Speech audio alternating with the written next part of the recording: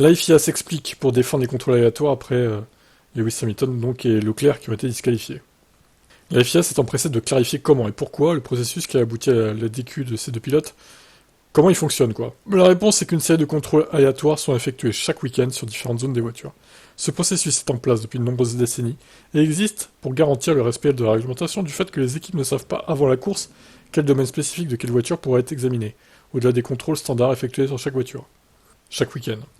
Ouais, alors donc en gros, ils contrôlent pas tout le monde, mais vu que personne ne sait qui va être contrôlé, ils se disent que tout le monde va respecter du coup les règles. Ce processus est en place depuis de nombreuses décennies et existe pour garantir le respect de la réglementation du fait que les équipes ne savent pas avant la course. Ça je l'ai lu, c'est bon. Ça signifie que de leur point de vue, n'importe quelle partie de la voiture peut être vérifiée à tout moment.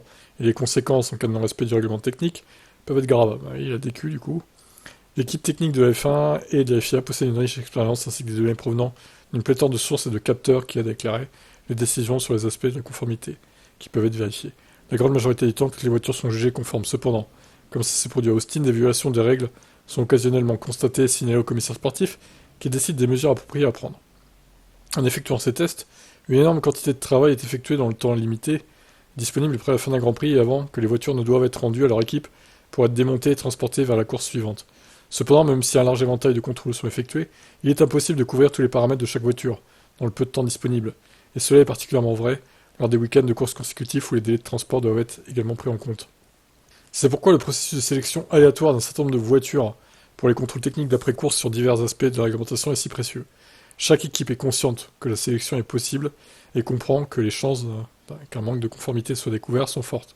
Le processus de vérification technique ne se limite pas au contrôle post-qualif et après-course. La FIA procède également à des examens supplémentaires entre les qualifs et la course, et outre le nombre de voitures sélectionnées pour les contrôles d'après-course, au moins une est sélectionnée pour une analyse encore plus détaillée des composants internes.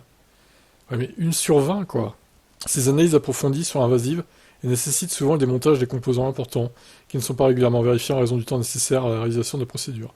Ce processus implique la comparaison des composants physiques avec les fichiers CAO que les équipes doivent fournir à la FIA, ainsi que la vérification des données des équipes qui sont constamment surveillées par les ingénieurs logiciels de la FIA. Comme pour tout ce qui concerne la F1, le processus a évolué et s'est affiné au fil des années pour constituer la méthode la plus stricte et la plus approfondie de surveillance de voitures incroyablement complexes de la génération actuelle de F1, agissant comme un sérieux moyen de dissuasion tout en étant pratiquement réalisable dans le cadre de la logistique d'un week-end de Grand Prix. Ok, l'explication est là, mais bon, je suis pas convaincu, moi je reste un peu sur ma faim, hein. Je pense qu'honnêtement, il y avait plusieurs voitures qui étaient dans l'illégalité à Austin concernant le fond plat. Je pense qu'il n'y aurait pas dû y avoir que Lewis et Charles de DQ, pour moi. Les autres ont eu de la chance, on va dire, hein. Et je pense que certains du top 10 étaient concernés pour le coup. Bon, après, ceux qui sont hors du top 10, on s'en fout un peu vu qu'ils n'ont pas de points de toute façon, mais... Donc voilà, je suis pas convaincu. Et vous, est-ce que vous êtes convaincu par les explications de la FIA? Ciao.